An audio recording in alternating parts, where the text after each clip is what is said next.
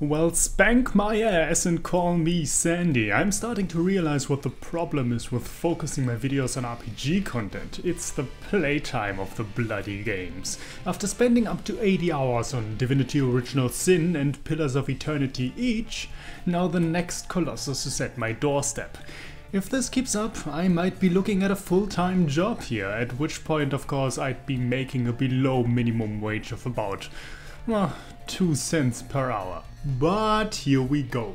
The Witcher 3. After the events of The Witcher 2, there is now war between someone. I know there's Nilfgaard, and then there's Redania, and then there's a bunch of neutral cities and islands and shit, but who is where and has how many armies and what claim to what region is still about as penetrable to me as the geopolitical nuances of Game of Thrones, and in both cases I don't think I'll ever understand unless I read the damn books. Whatever. Amidst all this war that Geralt is still decidedly giving as much of a shit about as me, the Emperor of Nilfgaard tasks him to find Ciri, who is his apprentice and like a daughter to him, or his daughter, even though loading screen told me witches are infertile, and oh Jesus Christ, fine, I read the fucking character glossary. Anyway, he's supposed to find her because she may or may not be in danger from a bunch of ghostly hunters being on her trail, so Geralt has to locate her first and get her to safety, and thus begins his search for clues in what is most likely one of the largest worlds in gaming yet. If The Witcher 3 is one thing, it's impressive. I know everyone has been longing for that one game that brings the true next-gen experience, and I believe we have found it. The Order 1886 was pretty sure, but its content was about as rich as SJW game devs. The Witcher 3 on the other hand is both pretty and insane in scale, but well, maybe it's also a bit cynical to call it a next-gen experience when the next-gen can't actually run the damn thing. Still, let it be said that I find the existence of The Witcher 3 utterly remarkable, just for how much high quality content you can find in it, ranging from a masterfully crafted world that will have you repeatedly stop, look around and just take in how beautiful and organic your surroundings are, to subtle details in the animation of characters during dialogue and little ways the world changes depending on what decisions you made earlier. Yes, the Wild Hunt is huge and absolutely beautiful. I will say that a bit more variety in the landscapes you visit would have been welcome, but I can also imagine that CDPR had their hands tied by what the underlying lore actually allows. But here we come to one of my biggest gripes with this game. General question. What's the point of having a giant open world when I'm constantly getting punished for trying to explore it? You know, when I'm walking through Velen and in the distance I see a giant tree looming over the whole goddamn valley, my first instinct is not right, where's the next message board, I am running low on quests. No, my instinct is to bloody go there and see what's up. Except I can't, because you can only reach it as part of a quest. Not that you'd know that beforehand. Oh, and look there, a giant beautiful tower on an island, standing majestically on this cliff, begging me to come inspect it closer. Except there's no point, because it's locked and I'll get in as part of a quest. I mean, what kind of a design philosophy is that? Yeah, see that mountain? You can go there. At some point when we want you to. But even when it comes to content that isn't arbitrarily locked behind quests, the game just does not let you explore it on your own terms. Another general question for you. If I'm doing a quest that is appropriate for my current level in an area and my map shows me a bunch of question marks nearby, is it so off base for me to assume that if I check them out I might actually find more content that is appropriate for my current level?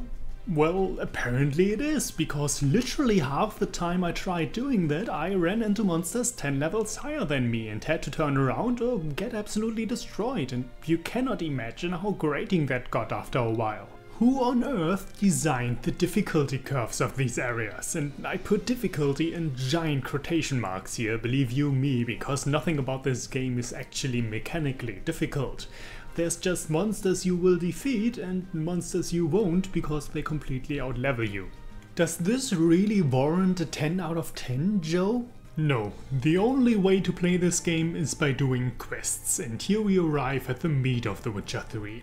You see little numbers next to the quests in your journal tell you what the suggested level is to complete them, and since we've just shown that trying to explore on your own will only end in disaster, you will certainly need the structure to get anywhere. But aside from that, quests are also the only things in this game that even give you proper XP rewards, so there's really no way around it. Yet I'll tell you one thing, when it comes to questing you could do a hell of a lot worse than this game. The sheer quality and amount of side questing content is nuts. Just open up an area map and take a look at how many yellow message boards you can find, because that's usually your starting point, and that doesn't even include quests you find out in the open, quests that will trigger when you reach a certain area, or treasure hunts. And no, unlike Skyrim, none of it is randomly generated, it's all specific content with a lot of effort put into it. CD Projekt Red released a statement claiming The Witcher 3 has over 200 hours of content, and I think that's actually a fair assessment. And what I definitely have to commend CDPR on is the supporting characters. Many of them are returning from the older games with new agendas and lives of their own, and the already established great writing of the series hasn't gone anywhere. The dialogue's great, the voice acting is great, none of these characters are simple cardboard cutouts, and I was practically jumping at every quest that promised more screen time of them. Except Yennefer. No, seriously, fuck her. But for all the points I'm willing to give to the Wild Hunt for the side questing content, where it falls apart is the main plot, or rather the excuse of a main plot that it actually contains. As already stated, your main goal is to find Ciri, and I was perfectly fine with that. In fact, I was looking forward to an RPG where your main goal isn't to defeat the evil and save the world, but rather, dude, this person you like is in danger. Go find her, but how can I get into this task when there literally is no pacing? All you ever do is go around and ask people if they have seen Ciri, and after doing a quest for them they will tell you that yes, Ciri was there and then she wasn't anymore. And since that's apparently not enough, you're then forced into a flashback in which you play Ciri to learn that yes, she was there and then she wasn't anymore. Seriously, I have seen porn with a better overarching plot than this. And don't get me wrong, I'm not even talking about the characters you meet or the quests you have to do for them. Those are pretty damn fun, but from a narrative perspective they are also mostly irrelevant when it comes to the main story. I'm talking about the goalpost of having to find Ciri not moving in the slightest for up to 80 hours of gameplay. In a time where you could have started and finished 3 other games, and after doing 20 main missions you got absolutely nothing on her. You don't know where she is, you don't know what she's up to, Geralt doesn't even know what she looks like, for fuck's sake. You literally just go from world A to world B to get told that your witchress is on another island. Here even the Emperor doesn't approve of this shit when you tell him what you found out so far. I gave you 3 solid leads. Trails as fresh as morning dew. The aid of my spies and my court sorcerers. Yet in my daughter's stead, you bring me this monstrosity? Does this really warrant a 10 out of 10 GameSpot?